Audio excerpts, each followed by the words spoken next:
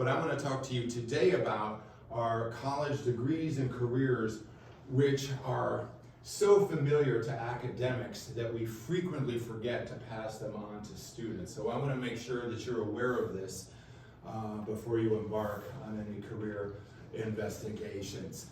First of all, as I've stated before, remember that there's nothing political about the term liberal arts.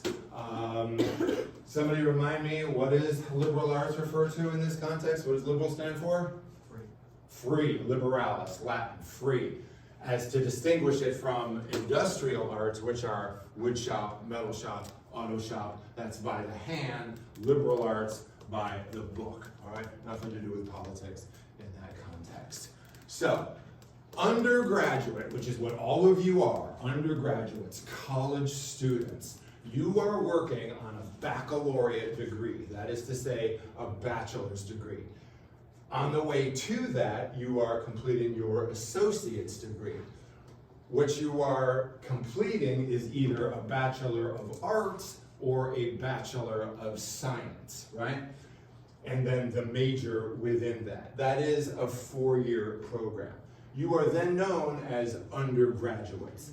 Colleges exist within the undergraduate realm. So understand that that is one half of the equation within academia. On the other side of college, we have to that in a minute.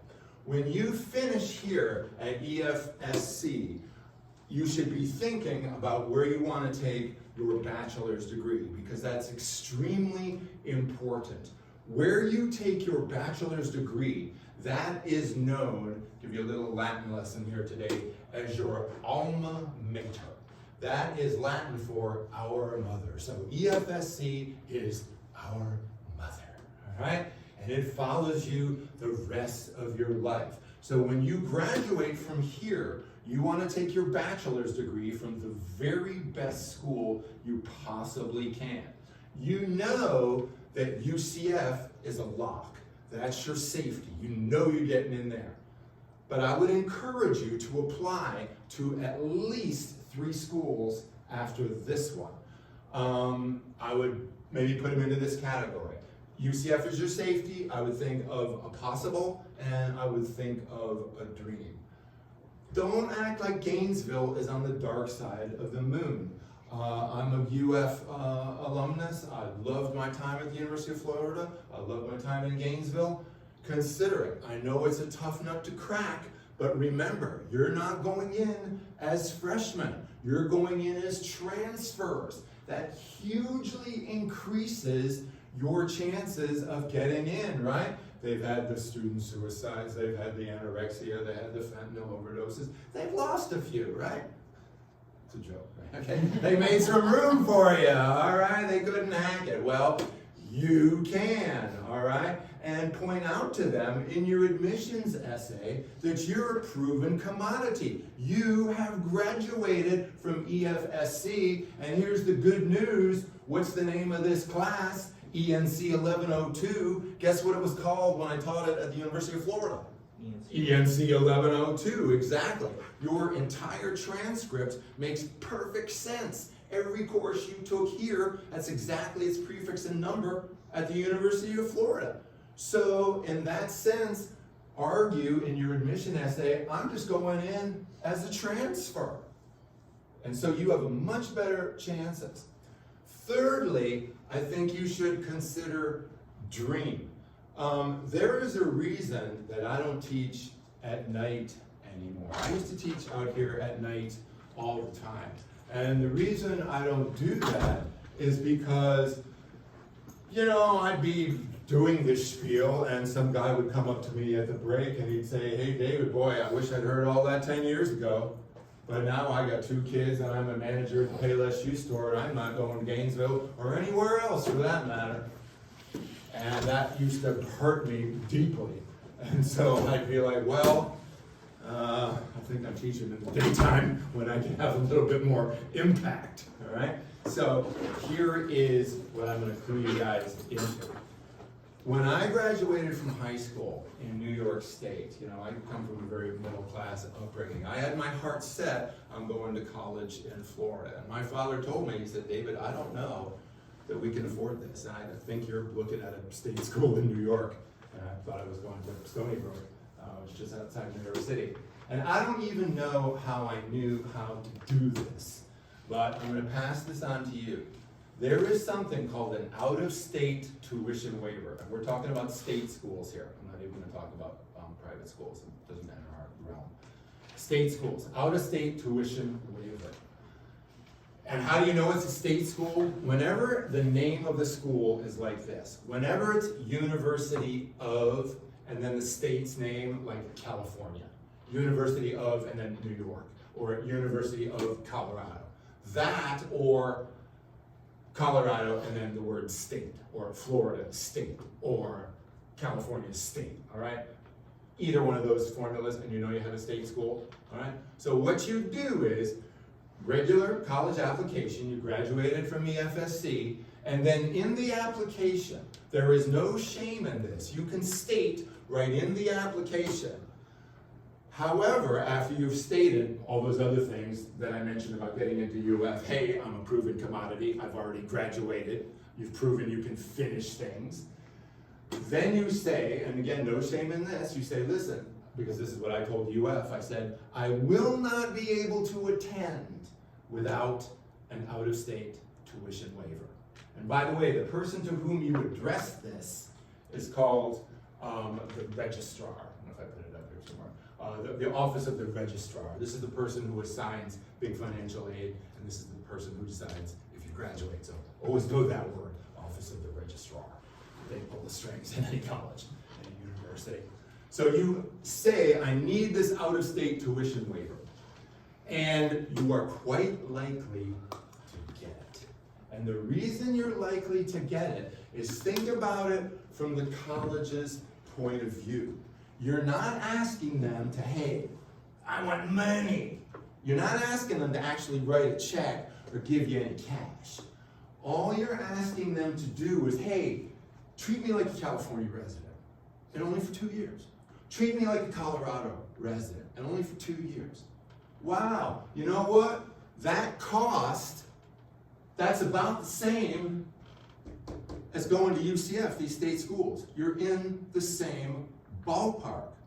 Wow, you just got yourself accepted to Colorado, to California, because I'm winding up my career, at least in the States. I want to go teach in Ukraine pro bono after the war, or maybe during.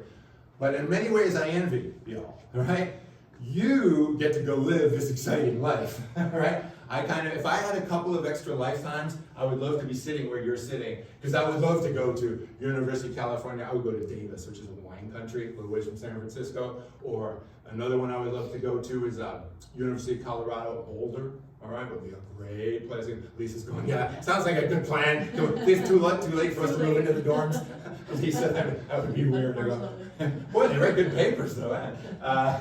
So that's all something that you all can do. You have these options. So think about doing that now. And you're already saying, yeah, but you know, I don't have the money to apartments and deposits, and how do I pay for all that? Well, I'm going to give you my system for that too. And this still works. This is how I did this at University of San Francisco Law School. I'll tell you that story in a minute. Well, you get there, all right? And you say, well, I got to Colorado, but I don't know anybody here, and I got my in-state fees, but I don't have the money. I can't, an apartment, I can't afford that. Well, go down to the law school, or go down to the medical school, or go down to the graduate science department, right? And there'll be a bulletin board, and roommate wanted, right? You know, you always see those things still up, and then they have they still do this. There's still little slips of paper with the phone numbers on them, right? Roommate wanted. They've already paid the Wi-Fi deposit. They've already paid the electric deposit. They've already paid the water. And you say, well, I'm not a medical. You're at the college. You're allowed to go to the medical school, to the cafeteria, all right? You're allowed to go to the law school. You're allowed to go to the graduate physics department. Oh, and by the way, Why is the graduate physics department or the medical school, why are they going to be great roommates? Why are they the best kind of roommates? What is the best kind of roommate? The one who isn't home. All right? They're never home. They'll always be in the lab studying. And they tend to be hairless, odorless people anyway, right? Those graduate science types, right? They're not home. You don't want Party Central in your apartment. You want that down the hall, but not where you live, right? So that's how you do that, right? I moved to San Francisco to go to the University of San Francisco Law School with $500, and I didn't know a soul, all right? And I made it happen. It was to this day, I don't eat ramen noodle soup or pancakes. I can't even really look at them because I lived on that stuff for so long. It's a little trigger in the grocery store. I get a little PTSD tick when I get near the ramen noodles. All right, so there it is, undergraduate, graduate. All right, and there's a way to get, see beyond the horizons of Florida. So this is undergraduate, this is college, this is all part of what's called academia. And then we get over here to graduate school, right? As the name would imply, it means graduate. Graduate school at the university. Universities contain colleges, right? Which are undergraduate. University means universal place. Now, graduate school is as different from college as college was from high school. You only take the courses you're interested in. There's a lot more money involved. It's a very different experience. So don't think it's just more college. Now, once you get over here, now we're at law school, medical school. A lawyer has what's called a JD. That stands for Juris Doctor. Medical school, MD, medical doctor. I've mentioned this before. Sometimes it's a little surprising. To go to law school, you might think, oh, I'll major in criminal justice. Well, do that if you want to get rejected from every law school. Or medical school, I'll be a nurse. Yeah, do that if you want to get rejected from every medical school. Why? Well, what are the majors we want? We want English for law school. We want biology for medical school. Why? Because if I'm your law school professor, I'll teach you how to think like attorneys. Last thing I want is some cop, Ashanti, who thinks she knows something. It's the last thing I want, right? I want you not knowing anything. I'll teach you how to think like lawyers. Same thing with medical school, right? I don't even if he was a combat nurse, I don't want that. I'll teach you how to think like a surgeon, all right? So maybe biology is a good undergraduate major. Now, they give you your, I had a buddy who went to medical school when I was in Gainesville. First week, they give you the cadaver. And I said, well, how was it? And he said, well, she was green. She was 38 years old. She died of cancer. And he and a buddy were going to dissect her. First week. Why do they do that? Give you the course the first week of medical school. And that is first week? Well, because if you can't handle it, you should go. You shouldn't be in medical school if that's too much for you, right? It's a way of sifting people out. It's the same thing in law school. They have some what amounts to hazing. They'll keep you on your feet and keep drilling you. And if you burst into tears, you should probably just leave, right? So it's tougher that way. But so those are the two big ones right there. Physician's assistant, that's my brother, PA. Master of Business Administration, that's an MBA. Master of Fine Arts, a little Greek theater here, that's for actors. Master of Education, and this is not exhaustive, it's just a sampling to give you an idea of the structure. Master of Arts, Master of Science, MSW, that's both my parents. Master of Social Work, you do child custody hearings, parole, violations. My father interviewed to be on the parole board at Attica State Prison. And as soon as they told him, well, we have a no hostage policy, he said, yeah, I think not. That meant if you don't check out at the end of the workday, they assume you've been chopped up and flushed. So they're like, well, I guess that's the end of the day for you. So lots of job options on the table there. The final one, PhD, you've heard about this degree. Anybody know what that stands for? Doctor of Philosophy. Philosophy means love of wisdom. So you get your Doctor of Philosophy in any one of these subjects. Doctor of Philosophy in biology. Doctor of Philosophy in English. That's why some professors are called doctor, even though they're not medical doctors. Although medical doctors, like my wife, who's a cancer doctor, think that's pretty funny. All right? Because I need this poem interpreted stat. Is there a doctor in the house? I mean, a doctor of literature. So, anyway. All right. So that is an overview of college degrees. But at the end of the day, understand this. What I have just described here is the structure of what's called academia.